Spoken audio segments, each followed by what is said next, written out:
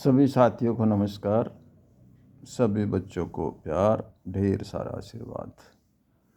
साथियों, आज ये वीडियो मैं जो बना रहा हूँ, इसको पूरी को आप देखना, सुनना। मैं जो हर वीडियो में ज़्यादातर जोर दे रहा हूँ कि आप धर्म से ज़्यादा विज्ञान को पढ़ो, साइंस को पढ़ो। सब ये इस फ़ोन में दिया हुआ है, किताबों में दिया सब्जेक्ट हैं। और जब आप विज्ञान को पढ़ोगे, मानव की उत्पत्ति पढ़ोगे, ब्रह्मांड की उत्पत्ति पढ़ोगे, तो वहाँ से ही धर्म शुरू भी हो जाएगा और बीच बीच में धर्म की किताब भी आ जाएगी। साथियों, ये जो धर्म की बात है, इसमें पहले विज्ञान इसी के अंदर था, बाद में विज्ञान अलग हुआ है। और ये विज्ञान तो जब हुआ जब ये बता दिया गया कि पृथ्वी हमारी सूरज के चारों तरफ घूमती है, हमारा सूरज पृथ्वी के चारों तरफ नहीं घूमता। ये सब बच्चे जानते हैं, युवा सब जानते हैं। थोड़ा सा ध्यान लगाते ही बहुत बात तो तुम्हें फटाफट समझ में आ जाएगी और वहीं से शुरू हो जाएगा ज्ञान, विज्ञान और धर्म उसके अंदर आएगा। मेरा दावा है तो धर्म शुरू में और या उसके अंदर आता जाता है धर्म। तो मैं धर्म पर आज आपको बता रहा हूँ इस वीडियो में। और धर्म के अंदर एक प्रथा थी देवदासी। देवदासी की बात, इसकी कहानी सुनकर धर्म पूरा समझ में आ जाएगा आप लोगों के। देवदासी का नाम सुना होगा, लेकिन आज सुनिए देवदासी की ये कहानी। लेकिन ये यहाँ से शुरू करूँगा मैं कि जो हमारा जो संसार शुरू हुआ हो ब्रह्मा जी की ऊर्जा से, उस चेतन ऊर्जा से, शिव शक्ति से शुरू हुआ है। उसी ऊर्जा से जो है मैं बार बार बताया तत्व बने हैं। तत्व से संसार बना, पृथ्वी बनी, जीव बने और डायनासोर युग आया था। सबको पता है। बड़ी बड़ी काया के जीव थे, बड़ी बड़ी बॉडी बिल्डर। और उसी टाइम ये मादा और नर में अलग अलग भी हो गए थे। बड़े बड़े बॉडी बिल्डर जीव थे, बड़े बड़े जीव थे। और उसी टाइम एक प्रलय आई थी, सारी धरती का तहस नहस उठा दिया था। एक तारे का टुकड़ा बहुत भारी पृथ्वी से टकराया था। यूरेशिया में निशान है आज तक वहाँ पर, तो वो स्पष्ट है। तो वो टकराते ही बड़ी बड़ी काया के जो जीव थे वो ख़त्म हो गए थे, दब गए थे या कहीं कैसे उथल पुथल हो गए थे। उन्हीं से तो आजकल ये पेट्रोलियम है, जो दूसरी चीज़ कोयला है, वो निकलता है। भन्नूस उठ गया था पृथ्वी का।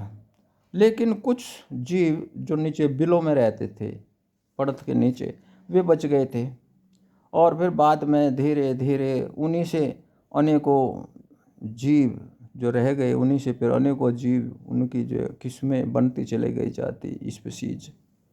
और जो बेबीलोन बने या बेबीलोन के टाइप का जीव थे, बंदर, चिंपांजी, बनमानुस, तो उनसे जंगली मानव बन गए। जंगली मानव झुंड में रहते थे, बड़े बड़े फिर कबीले बन गए, झुंडों के कबीले बन गए, बड़े बड़े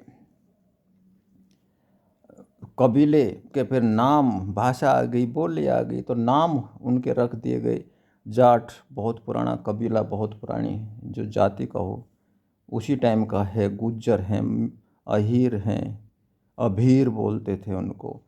कश्यप, जो मीणा समाज तो आज भी देखने को मिल जाएंगे कि वो परंपराएं ले रही हैं कबीलों की। लेकिन इन कबीलों में या इन झुंडों में मानव के जंगली रूप में बहुत लड़ाई होती थी, युद्ध रहा करता था। लड़ाई, संघर्ष, बड़ी बड़ी लड़ाइयाँ होती थी। और ये लड़ाई आज भी देख के हिसाब से समझ में आ जाएगी, ये उस टाइम भयंकर लड़ाई थी, भोग की और संभोग की। ये सबसे बड़ी लड़ाई थी। खाने के ऊपर हुआ करती थी और आपस में औरतों को, लड़कियों को, जो मादा को जो संभोग के, उसके लिए बहुत बड़ा युद्ध रहा करता था। और जो उन कबीलों में फिर बुद्धि, क्योंकि चेतन ऊर्जा है हम सभी, सभी में चेतना है, मानव में और चेतना ये ज़्यादा विकसित।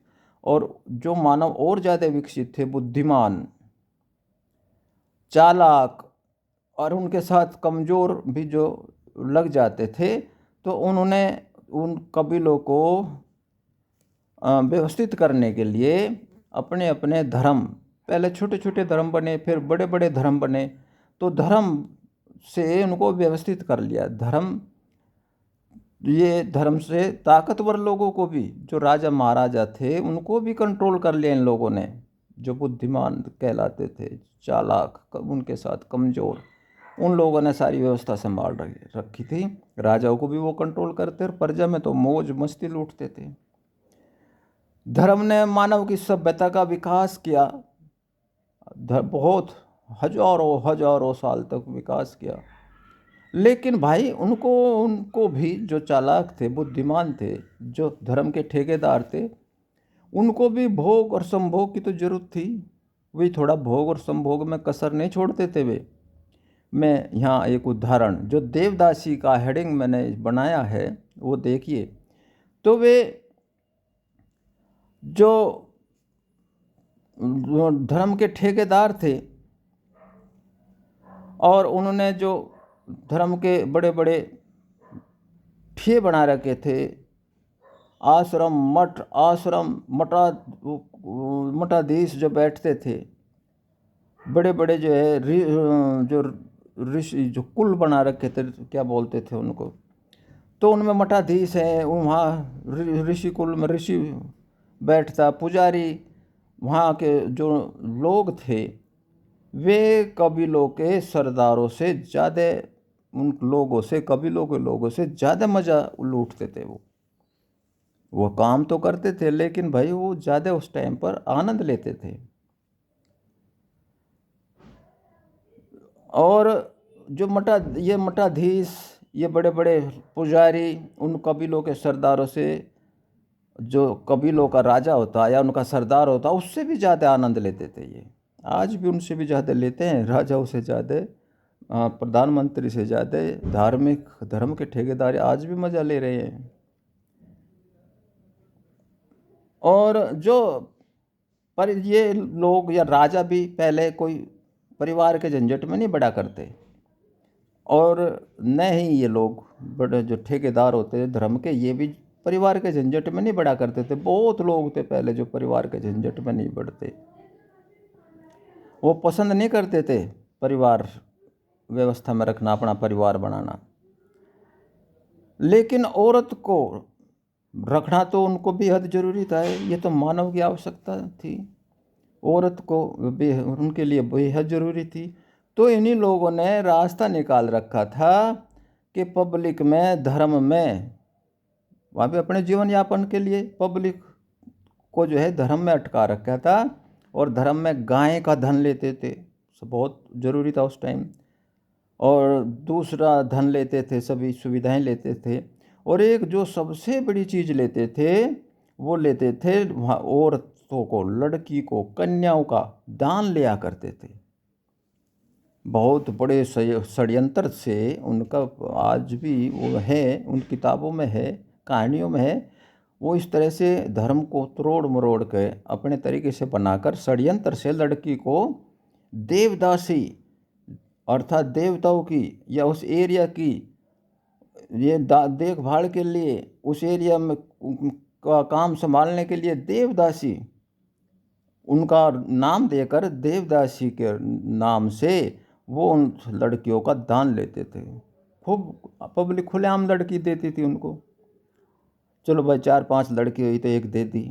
और जो ज़्यादा सुंदर लड़की होती थी, कोई सुंदर लड़की, तो वो अपने आप बोल दिया करते थे उस घर में जा कर के, उस परिवार में जा कर के, किसका जन्म तो भाई भगवान ने देवदासी के लिए करा, इसको तो मर जाएगी, ये तो ये हो जाएगा, तुम्हारा सत्यानाश हो जाएगा। और तुम ये दुनिया भर के ढोंग दिखा करके सुंदर सुंदर लड़कियों को तो वे जो है इस नाम से लिया करते कि इसका जन्म भगवान ने देवदासी के लिए ही दिया है। लड़की का दान मांगने से उनका काम चल जाता था, नहीं तो और दूसरे भाई पाखंड अपनाया करते थे। और कोई कबीले का चौधरी, कोई कबीले का बड़ा आदमी विरोध करता तो उनके पास राजा की ताकत होती थी। जो सेनापति था, जो सिपह सालेदार थे, उनकी ताकत से उसको डरा दिया करते, हटा दिया करते, मरवा दिया करते, भगा दिया करते। तो इस तरह से जो ये देवदासी प्रथा, ये दक्षिण में तो अब तक चली। दक्षिणी भारत में तो आप पढ़िए, किताब पढ़िए, वीडियो देखिए, नेट पर देखिए। ये बात यहाँ ख़त्म नहीं होती, ये बात यहीं नहीं रुकती, ये बात यहाँ ख़त्म नहीं होती, यहाँ से तो शुरू होती है।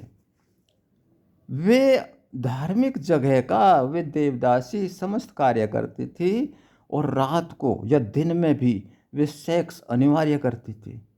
वे सारे जितने मोड़े, मठाधीश, पोके, पंडित, वो सेक्स भी करते थे। और वो सेक्स आपको ताज्जुब होगा कि 6-7 साल की लड़की के साथ स्टार्ट करते थे। और इसी संबंध में उनमें भी आपस में लड़ाई होया करती थी। लेकिन उनकी लड़ाई या उनके नियम या उनके मस्तिष्क में, उनके डीएनए में जीन्स ऐसे बन गए धीरे धीरे कि वो समझौता करने में, क्योंकि वो पहले ही बुद्धिमान थे, उन्होंने समझौता कर करके उस प्रथा को चलाया और खूब चली उनकी प्रथा। जो ज़्यादा दंग वो करता है तो कहते भाई अगली बार 13 नंबर आ जाएगा, कम उम्र की लड़की के लिए भाई 13 नंबर आ जाएगा। अतः नियम कानून बनाने में ये पक्के थे। आज भी 90% कानूनी नीति तो चलते हैं। ये तो अंग्रेज आए, उन्होंने अपने कानून नियम मॉडर्न तरीके के लेकर आए। अंबेडकर साहब, हमारे जितने कमेटी के सर छोटू राम और जितने वहाँ पर उस टाइम थे, उन्होंने जो संविधान बनाया उसमें सारे ज़्यादातर रोक काट दिए। बहुत अच्छा संविधान बन गया। और नहीं तो जो मुग़ल आए थे, मुग़लों के आने पर तो इनकी बल्ले बल्ले थी इन लोगों की, उनको तो और मज़े आ गए थे। मुग़ल अपने मस्ती लो, वे अपनी मस्ती लो, फिर तो पब्लिक का कोई रहा ही नहीं था, बहुत ही कम लोग रह गए थे। भाई जो शिवाजी महाराज आए, जो दूसरी जाति के थे, निम्न जाति के थे। सूरजमल आया, वो निम्न जाति का था। और ऐसे बहुत आए, राव तुलाराम आया, आर्य जाति का था। ये लोग जब विरोध करते तो इनको भी जो मुग़लों के साथ या मुग़ल और ये धर्म के ठेकेदार, उनको दबा लिया करते। तो वो ज़माना भाई बहुत ज़्यादा ख़राब था। आगे की स्टोरी आप जो है ये नेट पर ढूंढा करो, व्हाट्सअप मत खेलो, ढूंढा करो नेट पर, खूब टाइम मिलता है आप लोगों को। और आगे और मैं बता देता हूँ कि ये जो मठाधीश और बड़े बड़े जो देव स्थान पुजारी जो होते थे, वो अपना एक थिएटर बनाया करते थे उस ज़माने में, पिक्चर हॉल जिसको बोलते हैं, सिनेमा। और देखो साथियों, आप देख लेना ये बात, कहीं भी जो झूठ मिले तो मुझे बता देना। तो वो थिएटर में चारों तरफ उनमें छोटे छोटे कमरे में होते थे, देखने का छोटे छोटे कोठड़ी, जरा जरा सी चारों कोठड़ी होती थी। और 1 मंजिल का भी होता था और 2 मंजिल का भी। वहीं नज़दीक चारों तरफ कोठड़ी और बीच में सहवास करने की, सेक्स करने का स्थान होता था। जो ये देवदासियाँ थी तो इनके साथ वो मॉडर्न तरीके से सहवास करते थे, खुलेआम, और मॉडर्न तरीके से, जंगली तरीके से सेक्स की क्रीड़ा का वो खेल खेलते थे। भाई आज सिनेमा में, इस हॉल में, इस सिनेमा में, इस थिएटर में ये खेल होगा, और उसी का फिर वो टिकट भी बेचा करते थे। चारों तरफ नगर जो थे उस पुराने ज़माने के, राजा जहाँ रहता, जहाँ ये ठिकानेदार रहता, वहाँ के जो बड़े नगर होते थे, नगर सेठों को सिपह सालेदार होते थे, ठिकानेदार जो होते थे, सेनापति जो होते थे, छोटे बड़े जो राज दरबारी, वो महंगे महंगे टिकट खरीद कर उन कोठड़ी में बैठकर उस थिएटर में उस जगह को देखते थे जहाँ ये मठाधीश, बड़े बड़े पुजारी, जो देवदासियाँ ऐसी आती थी, और जो सबसे कम उम्र की आती तो वो कैसे चिल्लाती थी, 6-7 साल की लड़की, और दूसरी आती तो वह कैसे होता था, किस तरह से वो सेक्स की पूरी क्रीड़ा को हू पे हू देखा करते थे। आज तो ये पोर्न वीडियो चल रही हैं और इसमें और उसमें तो बहुत दिन रात का अंतर है।